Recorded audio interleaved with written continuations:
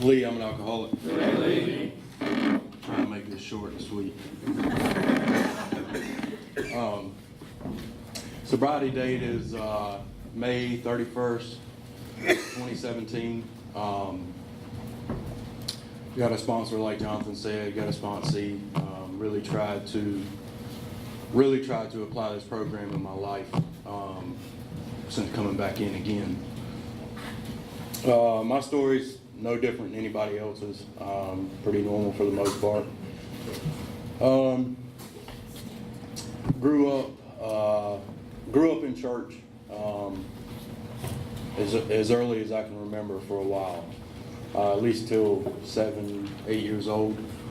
Did a lot of traveling. My mom sang in a church group.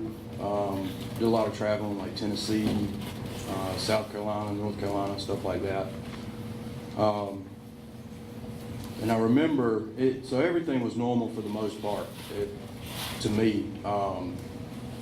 But I remember doing things as a kid, like real young age, 4 or 5. I'm not going to say exactly what they were, but just like looking back now, don't really know where I saw it, don't know where it came from. I mean, I just wasn't introduced to that stuff, so I don't know. To me, it's alcoholism at a very young age with the stuff I was doing. But parents divorced about in between 7 and 8. I remember being sat down and having to make a choice on whether to go with mom or dad. That was tough. That was real tough growing up. Chose to go live with my dad. Brother went with my mom. Mom was having an affair, and it started dabbling in drugs herself, which drugs are part of my story. I'll try and keep specifics to a minimum. And that I took that hard, but I held it in. I didn't let it show. My brother, hit him a lot harder than it did me, and I felt like I needed to be there for him. Like he just, he couldn't handle it. I just held it in, never really talked about it or anything. There's a lot of moving from then on, switching schools in Lee County. That's where I'm from. Switching schools, moving a lot. Dad had a lot of girlfriends after that, and it was just, a lot of moving around and stuff. There was never anything stable for a certain amount of time. I remember I'll jump around a lot too. My memory is not good. I remember at a very young age also, like going, even though we were religious, my dad drank beer. And I remember going to get his beers for him and him raising hell because I bring it back half full at like 5 years old. I don't know, I honestly loved the taste of beer at a very young age. And so that didn't last very long, and I was no longer allowed to go get them. But,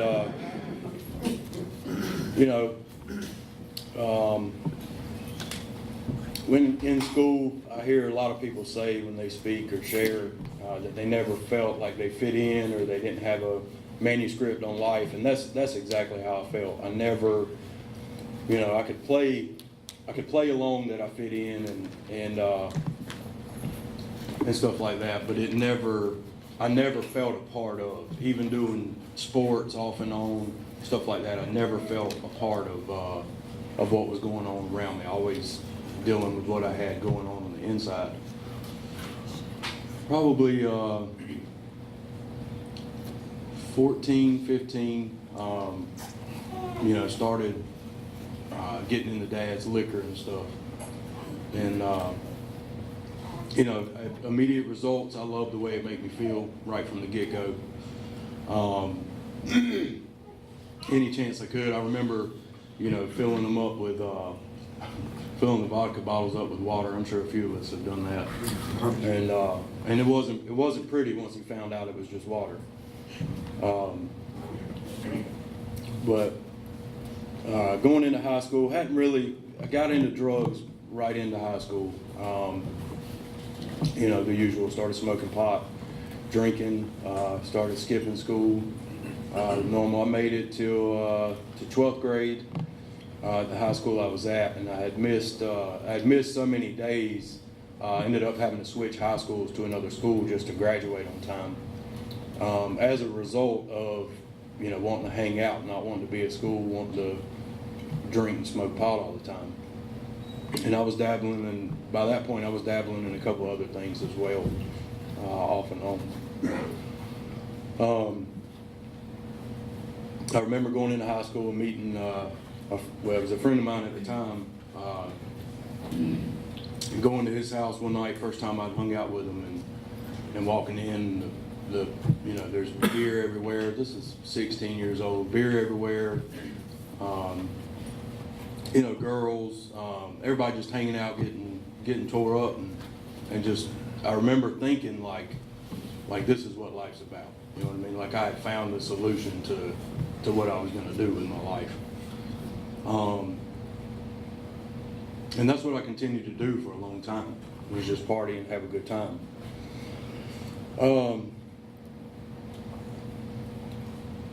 See here. Make sure I don't want to tell a lie here with the time frame. Somewhere about, so I went up, after high school, I went up north for a while to try and get away. I'd been introduced to another drug at that point, and it was going downhill quick. So I left and went to Massachusetts, running a landscape company for my cousin, and did that for a few years. And I remember being up there about 2 weeks, and like they say, you take yourself wherever you go. I mean, 2 weeks I was doing what I do up there. I found a connection, getting what I wanted, hitting the bars, just, it was the same shit I was doing in North Carolina. And that lasted 3 years, and I was told that I had to go as a result of what I do. I was no longer allowed there. And so I come on back and went, kept doing what I do, hitting the bars and stuff. And I was out with some friends one night, and met a girl, which we had a high school class together. And I remember telling my buddy, like, I'm gonna end up marrying this girl. And sure enough, that's exactly what happened. Not in that order, but she partied just like I did. She drank, used those other substances, and we had a good time for a while. And then it started going downhill, and like it usually does. And she woke up one morning and said, "You know what? I'm done. And if you want to stay together, then you've got to be done too." Well, I didn't like that, so I went to hiding as best as I could, and hid it well for a while. We ended up getting married, had a son, and I remember I had been introduced to crack cocaine. And the reason I mentioned that one is because that's the one that brought me to my knees the fastest. And don't get me wrong, I drank like a fish. I drank every day as much as I could alongside other stuff. But I remember being in that hospital and watching my son being born and thinking to myself, like, I'm done. Like, I cannot do this anymore. And that wasn't the case. I think I lasted 30 minutes when we got home, and I was gone. I was off to the races, disappeared for 2 days, and this is when the repercussions really started to take place. I'd resorted to robbing dope dealers at gunpoint, which in turn had to uproot my family out of Sanford, or so my wife thought at the time. Had to uproot the family because she was scared to be at our house because of what I'd done. Didn't know who was coming by or what was going to happen next. And before this happened, we were at her family's lake house for July 4th. I left about 11 o'clock that morning to go get cigarettes. Had no intention on going to get high or drink. And disappeared for 2 days with her vehicle, leaving her down there with no vehicle, stuck with her family. I was gone. And I remember coming back, out of my mind, like, I don't know, 4 or 5 o'clock in the morning, 2 days later, and she's sitting up. And we weren't the type, when we fought and argued a lot over my addiction. We were never physical, addiction, alcoholism, never physical. And I remember walking onto the back screen porch, and she knocked the hell out of me. She hit me like a man. I mean, had to sit down. I was seeing stars. She hit me so damn hard. And, that was a low blow, physically and mentally. It just, it never got to that point until then. And wasn't sure what was coming next. I remember, I don't remember exactly how it all took place. I know I disappeared again after that. When I got back, I had no place to stay. It was either no place to stay or detox. Had an ultimatum. So I chose to go to detox. I had a good job at the time, working as a service writer at a car dealership in Fuquay Arena, and it didn't even tell them anything. it was like 10 o'clock at night when I got taken down there. My brother is also a part of this program, and he helped in lining all that up.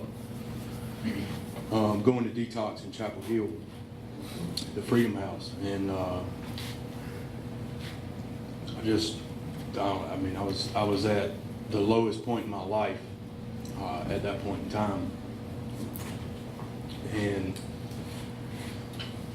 so I did the detox thing. And I remember searching while I was in detox. We were allowed like an hour a day computer with somebody in the room to look at treatment facilities. And I remember coming across the name Samaritan Colony, but never, that's the only thing I'd ever heard about it. And my brother had, a year and a half clean at the time, and I didn't know that that's where he had went to treatment as well. I'm not trying to tell his story, but got out of detox. Detoxed off of one thing for about a month, but I was still doing the other, still disappearing. And that ultimatum came again where I had to go to treatment. It was now or never. And so I picked up the phone, called, said I got a bad date set, went to treatment, and that was my first experience with any type of recovery. I had no idea what this thing was about. If I'd been told I'd have to stand in front of a bunch of people and speak, I'd probably run like hell. But I did the 30 days in treatment. Didn't go into a halfway house. I think my son was 6 months old at the time, something like that. And they thought it best I go home. So I went home and made it. I think I picked up a 90-day chip, and was sitting at the lake. It was the last weekend at the lake before we shut the lake house down. And that I slowly stopped doing what I was taught: gratitude list, praying, hit my knees, everything that I was taught. One by one, it fell off. And that day came at the lake house, watching everybody else drink, and hell, I want to be a part of it. So I pick up a beer and I do what I do. And that continued another downhill battle until coming in this time. December of 2016.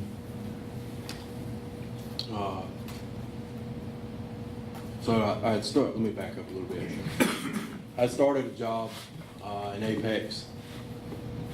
was working a job, and I'd gotten this job through through a girl I knew from a long time ago. She heard I was looking for a job, and she reached out.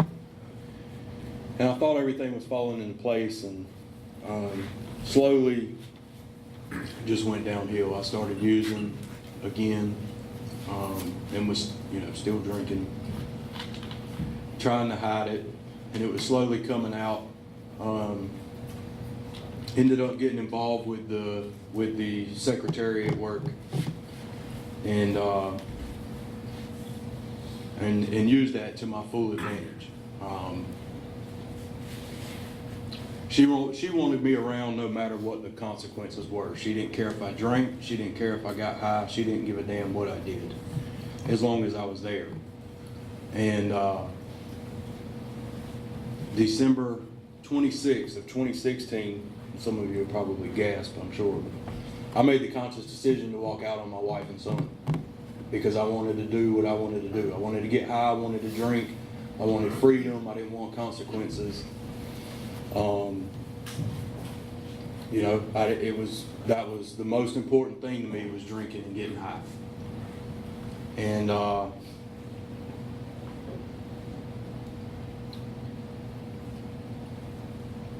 yeah, that's what I did. So I moved in with her.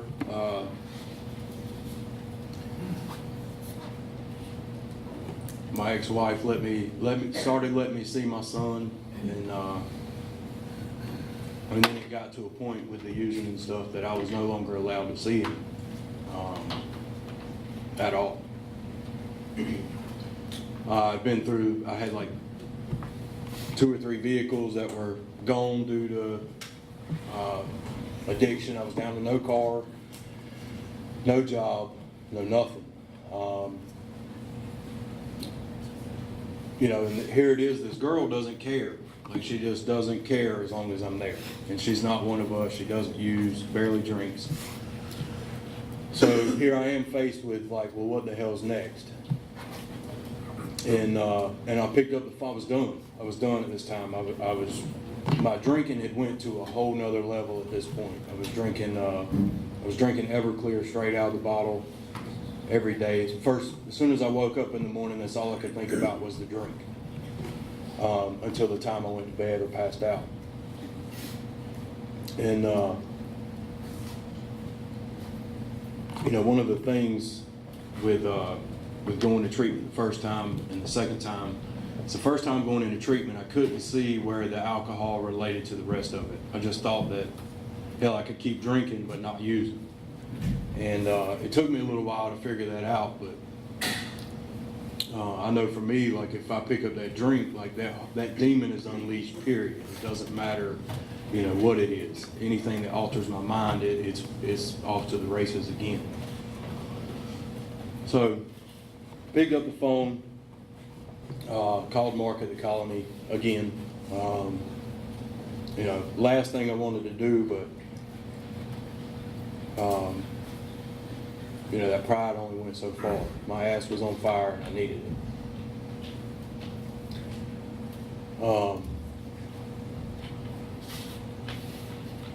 If I missed anything up until that point.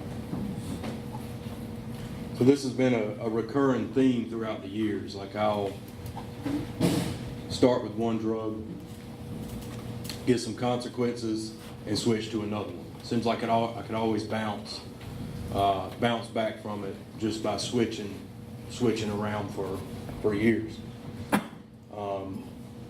until the one I mentioned became a priority. Once that obsession started, it didn't matter who, what, when, where. Like, my ass was gone. I was gone doing what I wanted to do. So, go to treatment this time. And really opened my ears this time. I heard what they said last time, but really opened my ears, because I couldn't understand, like, why I couldn't stay sober. And the truth was, like, hell, I didn't want to. You know what I mean? No matter what the consequences, at the time, I didn't want to. But went to treatment again. did the relapse program, all that good stuff. And this time, you know, they asked me about going to a house, and I told them not that I wanted to, that I needed to. I didn't know how to live, and what I mean by that is like I can't cope. The way I cope is drink or get high with life's problems. Period. You know, I've heard other people say that as well. Right down to, you know, managing a bank account. Like my ex-wife at the time had to, you know, she had to take care of all that, the bills, the payments, the money, all that. You know, I had a secret account set aside that money went into every time I got paid so I could go and get high.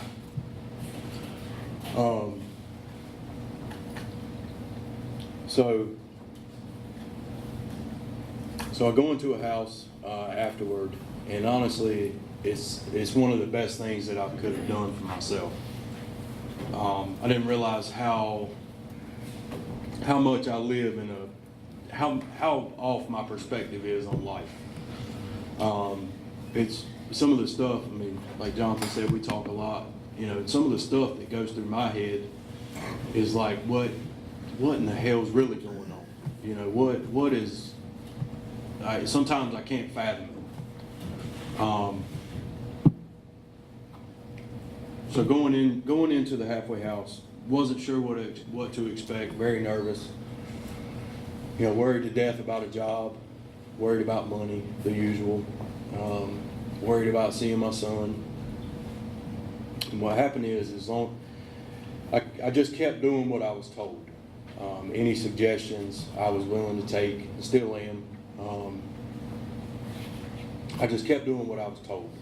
And what happened is, you know, not long after being out of treatment, got a job, started making money, was able to start helping the wife with my son financially. And then slowly but surely, I got to see him. You know, all these things started looking up. And very, very quickly, I would say, just by doing what was recommended. And, you know, met a bunch of great people, great friends, true friends today, not just, like the book says, fair weather friends, people that I can rely on, and I like to think that I'm reliable today myself. But,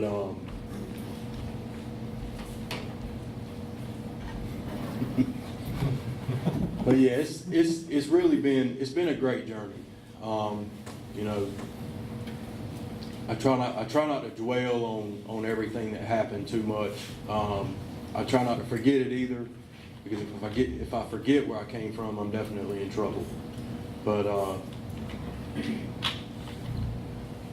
you know, this program has given me a life to look forward to. I wasn't quite sure, even coming in the second time, I wasn't quite sure what to expect.